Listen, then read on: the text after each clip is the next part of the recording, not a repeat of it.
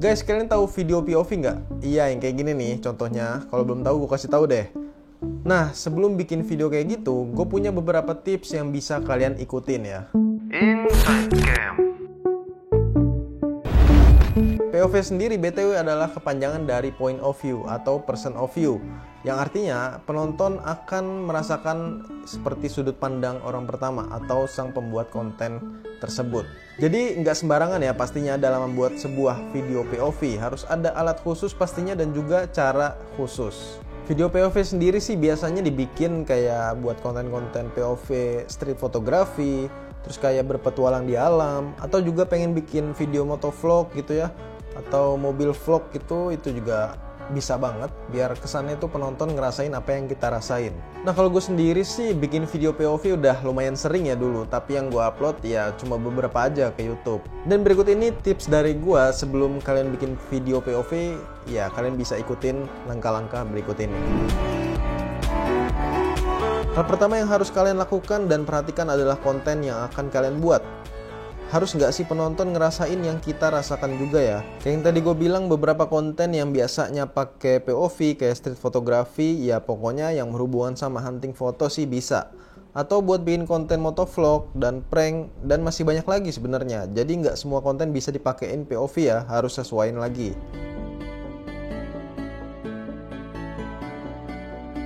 Nah, selanjutnya tips yang kedua dari gua, kalian wajib banget menggunakan alat khusus buat naruh kamera POV-nya.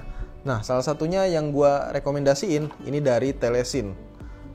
Ini adalah USET neck holder mounting. Jadi kalian bisa pakai ini sebagai apa ya? Kayak kalung gitu ya, dipakai di leher. Dan nantinya kalian bisa pasangin kamera POV kayak misalnya action cam, smartphone ataupun kamera compact ya. Karena kan nggak mungkin ya kalau kalian pegang terus kameranya. Sebenarnya sih bisa aja, tapi makan banyak tenaga pastinya dan kurang menarik juga hasilnya. Mau pakai kamera apa aja bisa, kayak tadi gue bilang, jadi tinggal sesuaiin aja. Bahannya ini enak banget ya, rubber, jadi nggak bikin sakit dipakainya. Terus juga nyaman banget mau pakai lama ataupun sebentar. Dan ini ada dua ukuran, yang normal sama yang ekstra. Kebetulan leher gue ukurannya normal, jadi pilihnya yang normal. Kalau lehernya agak besar, pilih yang XL. Terus dia juga pakai sistem magnet kayak gini, jadi kalau pas nggak dipakai tinggal lepas pasang aja, cepet dan simple kan. Intinya sih wajib banget pakai alat ini kalau mau hasil POV-nya lebih bagus.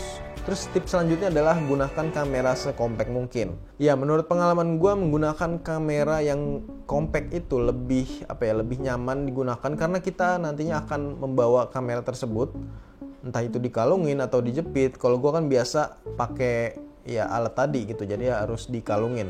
Nah, kalau pakai kamera-kamera yang berat ya itu lumayan effort juga sih. Kalau gue sendiri sih pakainya udah pasti kamera action ya, yang bentuknya compact dan juga punya kualitas yang cukup bagus untuk video. Ya, gue pakainya GoPro Hero 7, jadi bisa ambil wide. Tapi kalau kalian mau pakai smartphone ya nggak apa-apa juga. Ya wajar aja sih, karena mungkin gue tahu ya kalian belum ada budget buat beli kamera. Jadi manfaatin aja apa yang ada di diri kalian.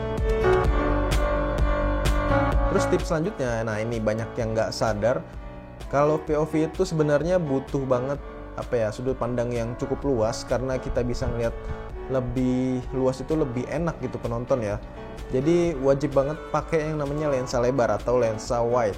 Misalnya untuk di smartphone kalian bisa pakai lensa ultra wide ya kalau ada. Kalau nggak ada kalian bisa tambahin aja kayak misalnya lensa fisheye gitu ya yang di depan tuh. Tapi itu sebenarnya nggak bikin lensa lebar juga sih. Kayak cuma ala-ala aja sebenarnya. Tapi seenggaknya menolong lah. Terus kalau di action cam pastinya gue menggunakan lensa yang paling lebarnya atau FOV yang paling lebar, yaitu super wide. Nah, kalau menurut gue minimal itu lensanya minimal banget nih di 16 mm atau enggak paling di 18 mm lah di lensa kit ya.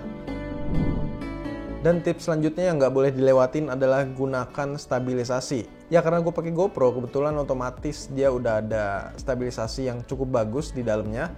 Ya kalau kalian pakai handphone, misalnya smartphone yang nggak ada stabilisasinya, kalian bisa pakai di lensa ultra wide. Terus kalian bisa edit aja di software ya. Nah ini gunanya penting banget ya, biar penonton tuh makin nyaman nontonnya.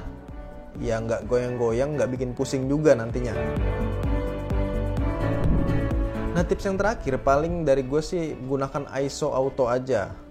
Gunanya ini ketika kalian misalnya lagi syuting di indoor, terus tahu-tahu pengen ke outdoor gitu ya. Nah, cahayanya ini otomatis bakal menyesuaikan. Kenapa nggak diafragma atau shutter speed? Ya kalau diafragma sih saran gue dipatenin aja di lebar, kayak misalnya f8, f9 gitu ya. Karena kan lensanya nanti bakal wide. Nah, otomatis pinggirannya ini pasti nggak fokus kalau diafragmanya di angka yang kecil ya.